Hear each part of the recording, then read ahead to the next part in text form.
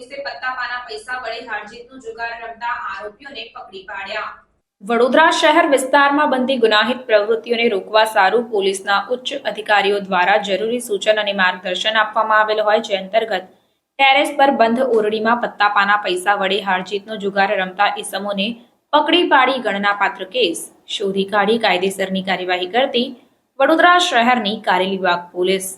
આ કામગીરી દરમિયાન મહેશ રામ વૃક્ષ તિવારી, આશીષભાઈ ભીખુભાઈ ગજ્જર, રાકેશ કિશન જગતાપ, કુંજન ઠાકોરભાઈ શાહ, શ્રીનાથ રિકેશભાઈ શાહ અને રાજેશ ઉર્ફે રાજુ પતંગરાવ પાટીલ આ તમામ આરોપીઓની ધરપકડ કરી તેઓની પાસેથી કુલ કિંમત ₹2,65,990 નો મુદ્દામાલ કબજે કરી કાયદેસરની કાર્યવાહી હાથ ધરાઈ છે।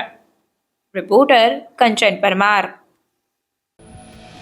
સમાચારોની ઝડપી અપડેટ માટે હમણાં જ જન અર્પણ ન્યૂઝ ચેનલને લાઇક, શેર અને સબસ્ક્રાઇબ કરો।